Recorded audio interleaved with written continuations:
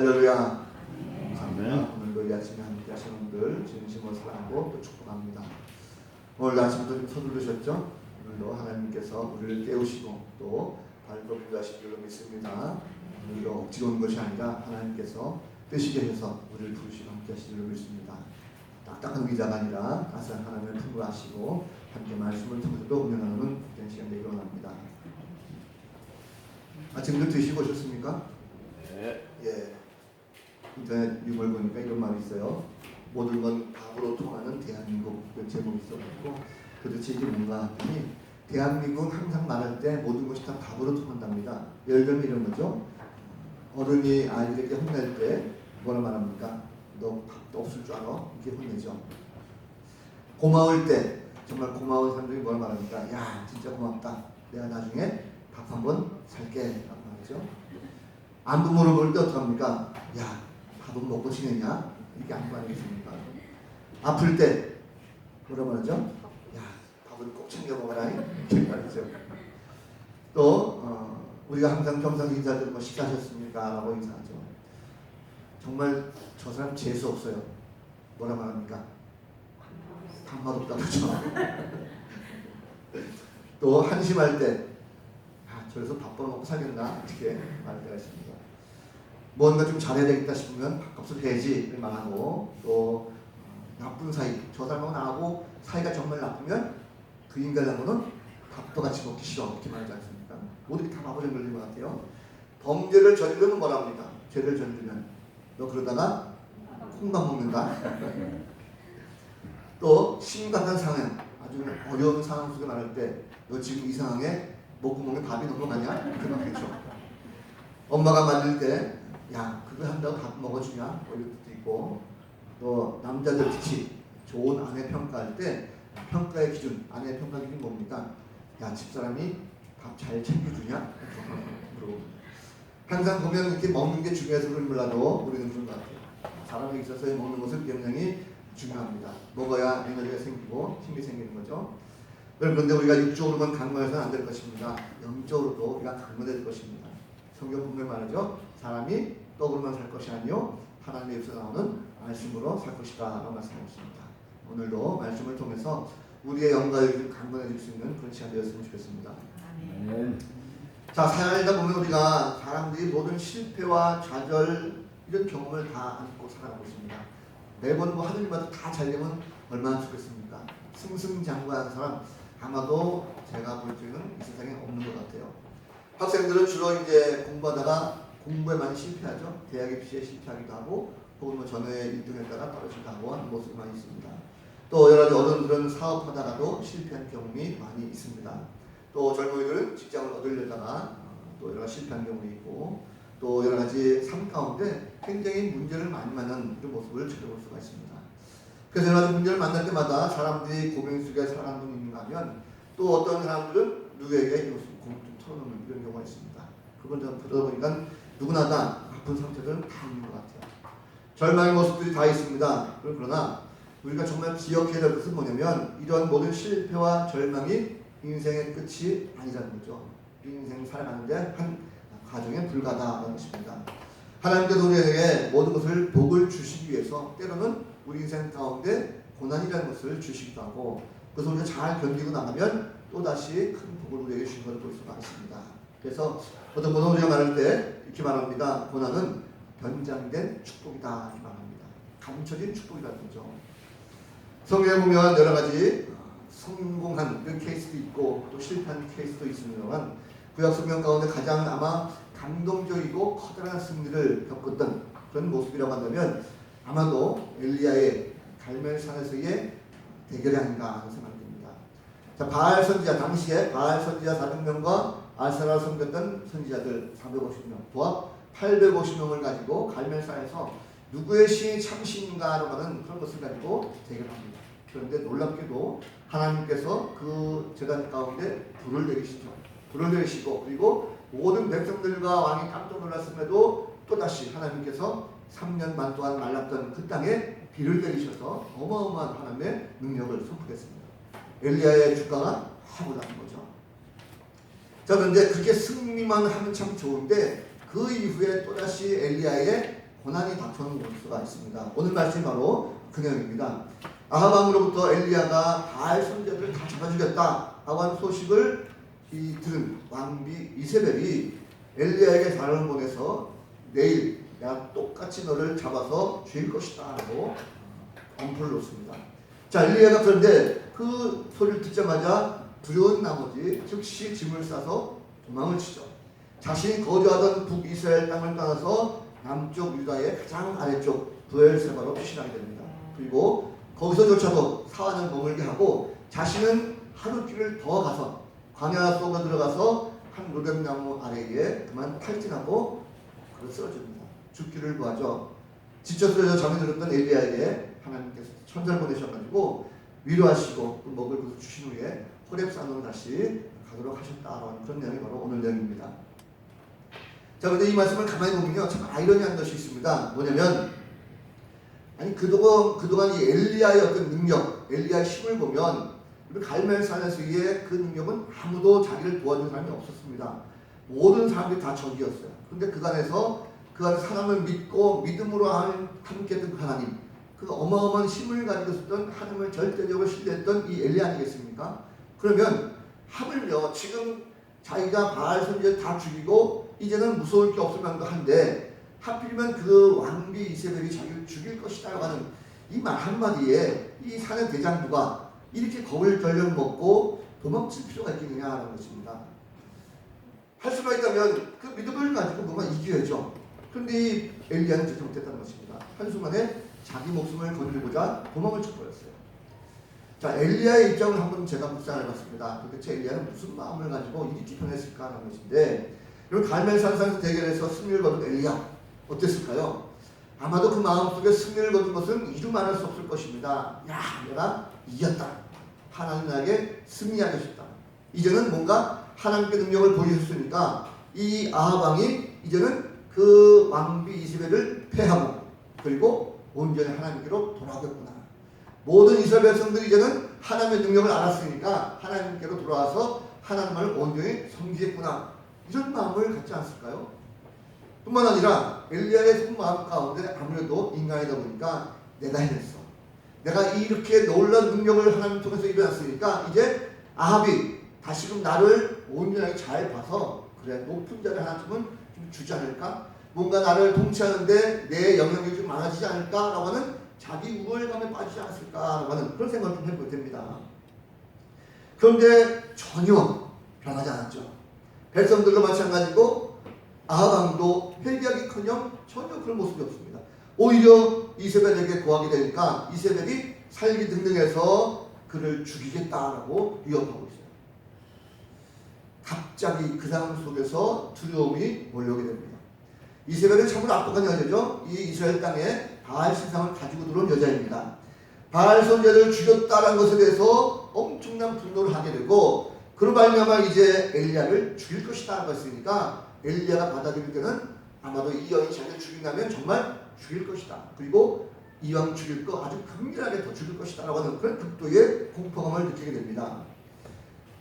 지금까지 담대했던 하나님의 선지자 엘리야, 이 모습은 다 한순간에 사라지고 말았어요. 덜컥 겁이 납니다. 주변에 도와줄 사람이 있습니까? 없었습니다. 자기를 다 경계하고 뭔가 고발하고 죽일 것 같은 이런 모습으로 보이게 됩니다. 자, 지금까지 엘리야는 믿음만을 가지고 달렸습니다. 그런데 갑자기 이런 상황이 되니까 주변에 아무도 없고 나 자신이 굉장히 초라해진 것을 느끼는 거예요. 야, 내가 이것밖에 안 되나? 갈멜산에서 승리했을 때 그 하나님 뭔가 좀 짱하고 나타나가지고 야, 걱정하지 마. 네가 지금 좋다 할지라도 내가 더 힘을 줄게. 이래야 되는데 하나님의 모습이 전혀 보이지 않습니다. 가만히 계시는 거죠. 이제 하나님 능력이 아무런 의미가 없어요. 과거일 뿐입니다. 하나님께서는요, 엘리야가 비겁하게 도망가기 전에 먼저 좀 크신 능력을 나타내는 것이 우리가 생각할 적에 상식은 이야기인데 전혀 그렇지 않습니다. 살다 보면 우리가 마냥 좋은 것은 아니죠. 때로는 우리가 어떤 성공 다음에 문제가 또다시 발생할 수가 있습니다. 그런 인생의 문제가 닥쳐올 때 실패하게 되다 보면 낙심과 절망을 겪을 수밖에 없다는 거죠. 사실 상식적인 우리 선에서 보더라도 사실 하나님이라고 한다면 엘리야가 좀 도망가지 말고 그 자리에서 뭔가 또 다른 승리를 해야 되는 것이 맞습니다. 그래야 많은 사람들이 정말 하나님이 살아계시는구나, 그 하나님을 믿어야 되겠구나라고 또 하나님을 바라볼 것이 아니겠습니까? 백성들이 온전히 하나님을 바라볼 때에 진정한 이스라엘 회복이 이루어진다는 것입니다. 그런데 하나님의 방법은 그것이 아니었어요. 그런 상황 속에서 하나님께서는 엘리야를 도망치게 하셨거든요. 비겁하게. 왜 하나님께서 엘리야를 도망치게 하셨냐는 것입니다. 자, 엘리야의 모습 좀 더 보면 엘리야는 이세벨이 자기를 죽이러 가는 소식을 듣자마자 곧바로 짐을 쌌습니다. 죽는 것이 두려웠어요. 아니, 그렇게 강대한 사람이 왜 이렇게 두려웠을까라는 것인데, 엘리야의 모습은요, 한번 보세요. 정말 하나님을 위해서 자신의 정말 최선을 다한 사명자였습니다. 자기의 맡기는 것을 하나도 거절하지 않고 다 지금까지 해왔어요. 그러면 당연히 지금까지 하나님께서 큰 상급을 주셔야 맞다는 것입니다. 그만큼 열심히 했으니까. 근데 오히려 이세벨이 자기를 죽이러 온다고 하니까 이것이 무슨 경우입니까? 자, 이세벨이 두려워졌어요. 도망칩니다. 피하고 싶었어요. 모든 것을 다 포기하고 싶어집니다. 그냥 그 자리에 주저앉고 싶어진 거죠. 엘리야는 곰곰이 생각해봅니다. 아니, 내 자신이 왜 이렇게 막히졌을까? 얼마 전까지만 해도 내가 담대하게 나갔던 하나님의 사람인데 왜 내가 이렇게 비참하게 무섭고 두렵고 이렇게 가난했을까라는 것입니다. 문득 깨닫는 것이겠어요. 뭐냐면 이세벨이 강하기 때문에 그런 것이 아니라는 거죠. 이세벨이 강하고 힘이 있어서 내가 그녀를 두려워하고 무서운 것이 아니라 문제가 보니까 나에게 있다는 거죠. 내 자신의 모든 영적인 것이 갑자기 다운됐다는 것입니다. 비교해보니까 그 여인은 가난인데도 불구하고 내 자신이 한없이 작아 보이는 거예요. 엘리야가 영적으로 약해졌다는 것입니다. 그러니까 갑자기 자기 연민이 빠지는 거예요. 이젠 나도 좀 쉬고 싶다. 나도 살고 싶다는 거죠. 이러다가 정말 나도 죽을 것 같습니다. 좀 쉬고 싶어요. 모든 걸 다 버리고 탈출하고 도망치고 싶은 거예요. 그래서 엘리야는 자리를 박차고 나와서 도망을 칩니다. 가급적 나를 도망가죠. 아예 사람 없는 곳으로 도망가서 나 혼자 좀 푹 쉬고 싶다. 그래서 이제는 북이스라엘 떠나서 남쪽 유다의 가장 아래지역 땅 브엘세바까지 갑니다. 북이스라엘 지역에서 남쪽 유다의 가장 아래쪽은요, 이스라엘 전체 영토를 보면 북쪽은 단, 남쪽은 브엘세바입니다. 거리상으로 봐도요, 이 엘리야가 그 거리까지 가는 시간이 약 250km 정도 됩니다. 달려가는 거예요. 도망치는 거죠. 브엘세바에 도착했습니다. 그런데 그곳에서조차도 마음이 불안해요. 어떻게 하면 좋을까? 사환을 그곳에 머물게 하고 엘리야는 하루길을 더 가서 스스로 광야로 들어갑니다. 광야에 아무도 없죠. 누가 말해서 그런 것이 아닙니다. 성경에 보면 자기 자신이 그곳으로 들어갔어요. 스스로 들어간 것입니다. 아무런 희망이 없습니다. 광야에 들어가면 이제 절망밖에 없어요. 그것이 바로 엘리야의 지금 모습입니다. 마지막 순간에 보이는 것이 무엇입니까? 로뎀나무 한 그루가 보였어요. 그 아래 그가 털썩 쓰러지고 맙니다. 그 마음속에 이제는 죽었으면 좋겠다라는 생각이 듭니다. 그런데 그 순간 엘리야가 또 하나님을 바라보게 되는 거죠. 엘리야는 하나님 바라보면서 그가 훈용합니다. 차라리 지금 내가 죽었으면 좋겠다. 하나님, 날 지금 죽여주십시오. 내 처지를 보니까 조상들과 다를 것이 아무것도 없습니다. 나는 죽고 싶어요. 이게 바로 엘리야의 현재 모습이라는 것입니다. 그런데 참 희한하죠. 그렇게 죽기를 청했던 엘리야의 모습 보니까 하나님의 모습인데 하나님은 아무 말씀 안 것이고 그저 가만히 계셨어요. 적당히 바라보고 계신 거죠. 생각돼서는 하나님께서 엘리야에게, 야 임마, 너 그거밖에 안 돼? 너 갈멜산에서 네가 어려웠을 때 내가 도왔잖아. 그런 정도의 능력을 줬으면 이러지 말아야지. 뭔가 꾸중하고 야단치고 세워줄 줄 알았는데 하나님께 전혀 책망하지 않습니다. 그를 비방하거나 비판하거나 충고하지 않고 그냥 엘리야가 훈련하는 대로 다 들어주시는 거예요. 하나님께서. 지금 그가 영적인 탈진 상태가 되었다는 것을 하나님께서 알고 계셨어요. 지금 엘리야는요, 탈진 상태입니다. 자신이 회복하기 힘들 것 같다고 하는 스스로의 절망감에 빠졌습니다. 왜 하나님께서 엘리야에게 그 지역에서 도망치게 하셨을까? 하나님은요, 엘리야를 떠난 것이 아니라 엘리야를 알고 계셨습니다. 그가 다시금 영적으로 회복해야 된다는 것을 알고 하나님께서 그를 마음속에 움직이셔서 그를 도망치게 하신 것입니다. 그것도 아주 멀리 도망치게 하죠. 멀리 멈춰서 스스로 광야를 선택해서 들어오겠습니다. 왜 광야에 들어옵니까? 한반 지역 가운데 광야에 들어와야 세상을 보지 않고 하나님을 볼 수가 있다는 사실입니다. 아무도 없는 곳에 광야에 들어오면 하나님을 제대로 만날 수 있기 때문에 하나님께서 엘리야를 마음을 움직이시고 도망치게 하셔서 광야까지 인도하셨어요. 그렇습니다. 여러분, 우리도 인간입니다. 우리도 완벽하지 않습니다. 우리가 모든 거 다 잘하고 모든 거 다 승리하면 얼마나 좋겠습니까? 사업도 잘 되고 가정도 잘 풀리고 또 내가 승승장구하면 참 좋은데 그렇지 않습니다. 우리 인생을 하면서 살다 보면 여전히 실패할 때가 있고 그 실패 때문에 침체할 수가 있어요. 실패가 계속되면 침체가 찾아오죠. 해도 안 되면 우리는 어떻습니까? 자신감이 없어져요. 희망도 없어집니다. 그래서 두려움이 찾아오죠. 실패뿐만 아닙니다. 성공 뒤에 찾아오는 공허함이 있어요. 뭔가 열심히 했어요. 그래서 언젠가 큰 것을 이루었습니다. 그런데 그것을 작년이 잘 이루었으면 그 후에 뭔가 승승장구를 계속 나가야 되는데 승리한 이후에, 성공한 이후에도 또다시 내 마음속에는 알 수 없는 공허함이 또 찾아온다는 것입니다. 또다시 문제가 생기는 거죠.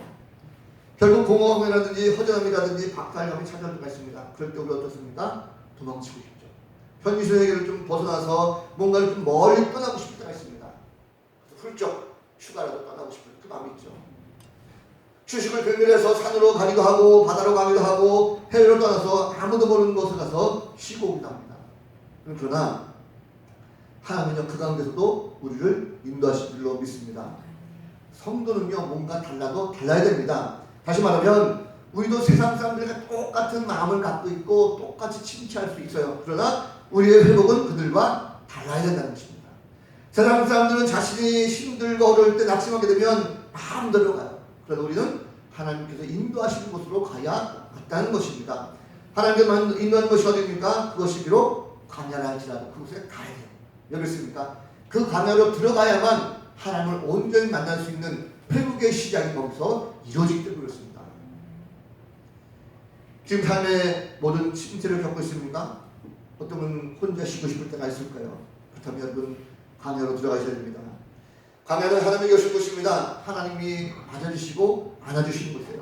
하나님께서 평안을 준비해 주신 곳입니다. 혹시 내 삶 가운데 우울하거나 혹이나 영적 침체가 찾아왔다면 회복을 위해서 먼저 하나님께서 계신 그 광야로 하나님을 찾아가는 성도가 되는 줄로 믿습니다.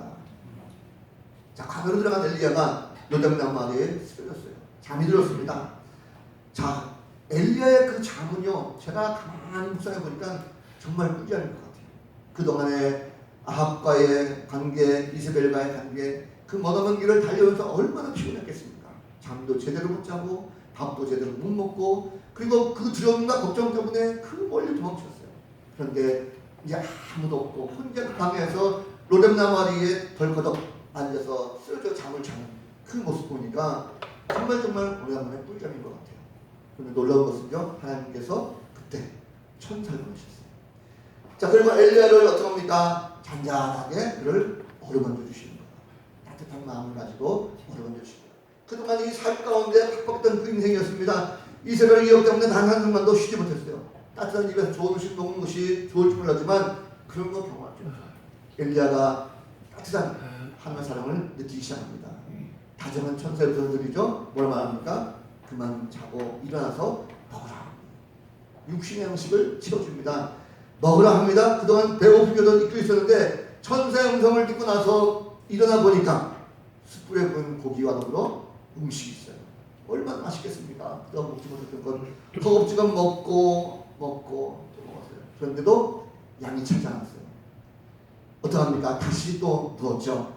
여러분 적어도 하나님께 주신 양식을 먹었으면 야 일어나야 되는데 엘리야가 또다시 누웠다는 것은요 그만큼 이 엘리야의 육신의 피곤함, 영적인 피곤함이 아주 극도에 달아서 도저히 회복되는 것이 있지 않다는 거예요. 다시 또 누웠습니다. 그런데 놀라운 것은 하나님께서 또다시 천사를 통해서 또 먹이시는 거예요. 한 번에 그치지 않습니다. 계속적으로 돌봐주시는 거죠. 하나님의 돌보심하는 것이 이렇습니다. 하나님께서는요 그 사랑하는 자녀를 돌보실 때 한 번만 그냥 주고 끝나는 것이 아니라 기력이 완전히 회복될 때까지 천천히 그를 어루만져 주시고 돌봐주신다는 것입니다. 하나님께서는요 우리의 문제를 잘 알고 계십니다. 우리가 지금 무엇 때문에 절망하고 있는지 알고 계세요. 내가 지금 왜 무엇 때문에 슬퍼하고 있는지 알고 계세요. 내 마음의 상처를 알고 계십니다. 우리 세상 속에서 살다 보면 여러 가지 당면, 모든 슬픔과 근심 때문에 피곤하고 때로는 지치기도 하고 쓰러지기도 합니다. 가정 문제 때문에 어려움이 생기죠. 직장 때문에 어려움이 생깁니다. 여러 가지로 막 삶이 뒤집박죽 엉키기도 합니다. 내가 저 나락으로 떨어진 것 같아요. 그런데 하나님은 그 가운데 우리에게 찾아오십니다. 그리고 먹을 걸 주십니다. 한 번 주시는 것이 아니라 안전하게 회복될 때까지 먹이시고 마시게 하시고 그리고 감싸 안아주십니다.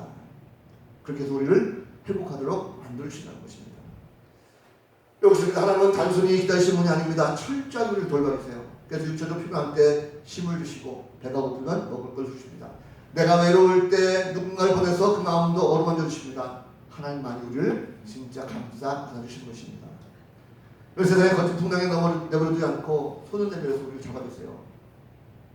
이사야 40장 28절 말씀 보면 이런 말씀이 있습니다. 너는 알지 못하느냐 듣지 못하느냐 영원하신 하나님 여호와 땅끝까지 창조하신 이는 피곤하지 않으시며 곤비하지 않으시며 명철이 한이 없으시며 피곤한 자에게는 능력을 주시며 묵능한 자에게는 힘을 더하시나니 소년이라도 피곤하며 곤비하며 장정이라도 넘어지며 쓰러지되 오직 여호와를 앙망하는 자는 새 힘을 얻으리니 독수리가 날개치며 올라감 같을 것이요 다른 박질하여도 곤비하지 아니하겠고 걸어가도 피곤하지 아니하리로다.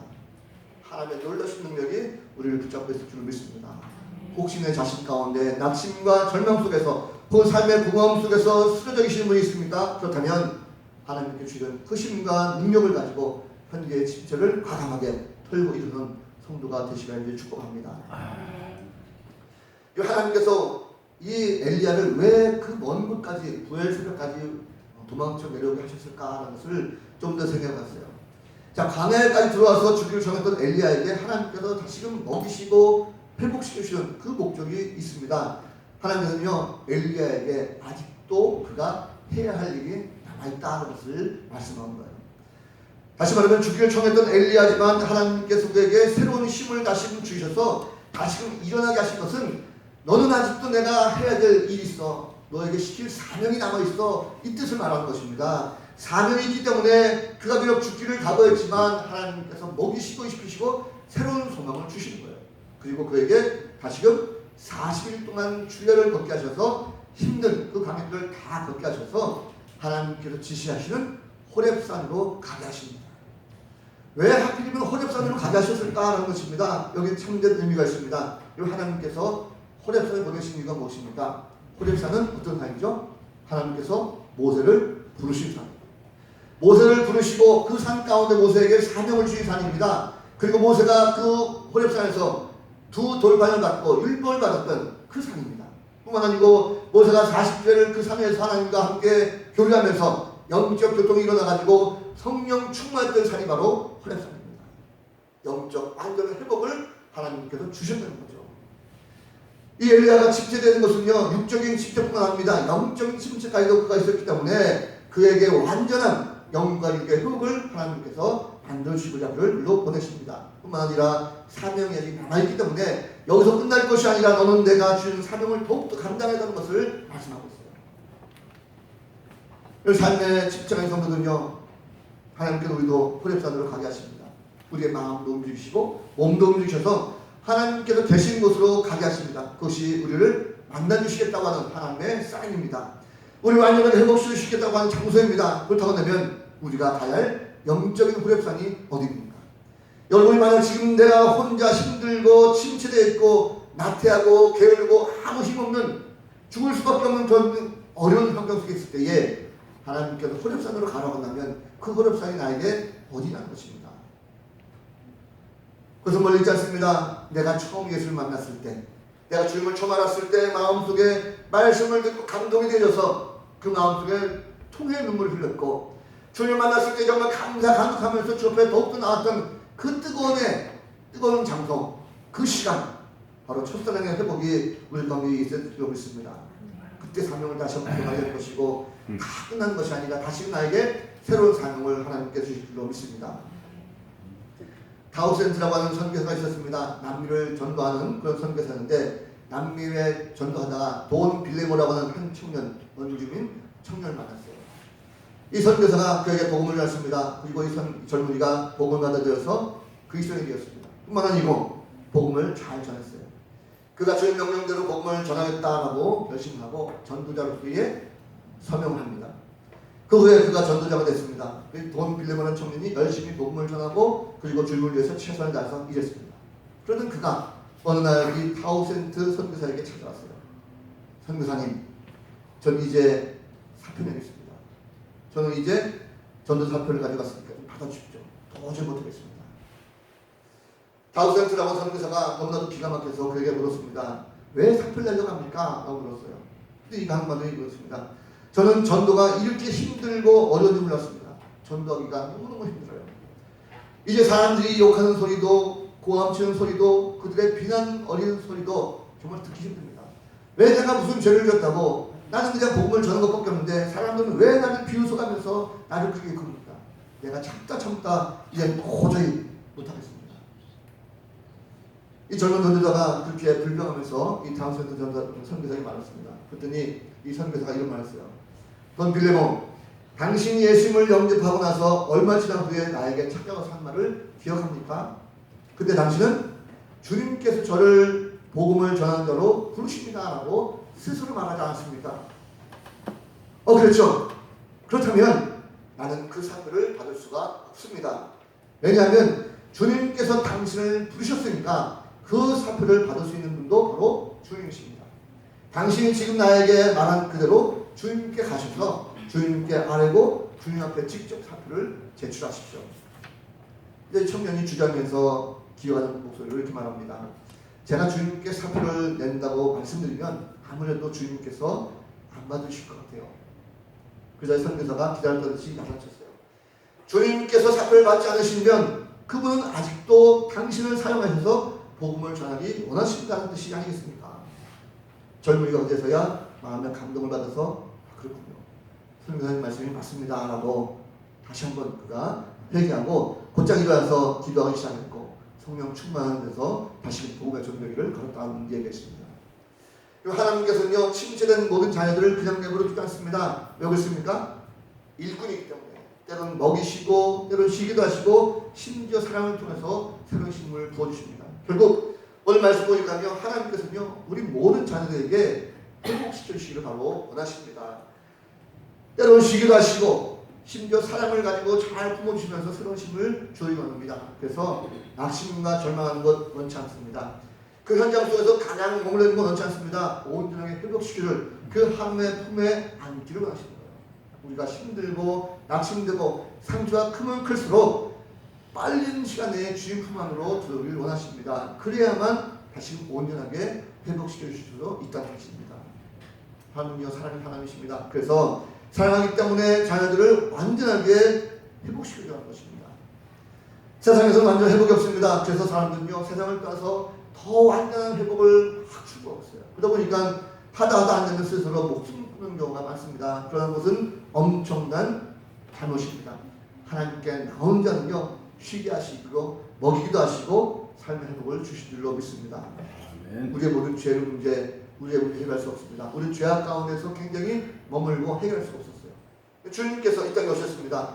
이 땅에 오셔서 우리 모든 죄를 다 지금 담당하시고 친히 십자가 지시고 십자가 달려 죽으시면서 모든 죄의 문제를 다 해결하시고 우리의 모든 문제가 다시금 안전하게 회복이 되었습니다. 사람들은 문제가 생기면 도망치죠. 실패하면 사람들은 막 숨습니다. 겁과 두려움 때문에 당당하지 못하고 자신의 모습을 감출 때가 많아요. 그런데 도피한다는 것은요 회복이 쉽지 않습니다. 회복은 하나님께 도망치는 거예요. 세상을 향해 도망치는 것이 아니라 하나님 품으로 숨는 것입니다. 이것이 바로 진정한 회복의 시작이라는 거죠. 하나님의 자녀들은 회복시키기 위해서 하나님 품으로 도망하게 하십니다. 하나님께로 오지 않으면 진정한 회복이 일어나지 않습니다. 세상적인 방법으로는 오히려 큰 피해를 입을 수가 있습니다. 성도는 하나님께서 계신 곳으로 나가는 자 반드시 그렇게 하나님께서 새로운 힘을 주실 줄로 믿습니다.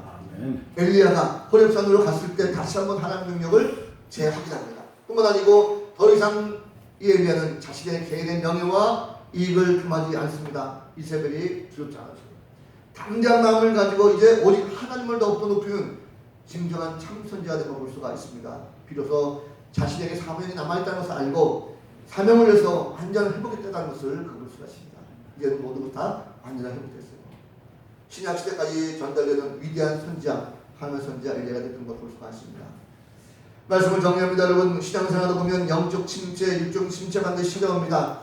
신앙이 내가 안정적으로 잘 생활한다 할지라도요, 문제가 안 생기는 것이 아니라 문제가 반드시 생길 수 있습니다. 열심히 생활 잘한다고 해서 침체가 오는 것이 아니라 해도 때로는 허무하게 느낄 때가 있다는 거죠.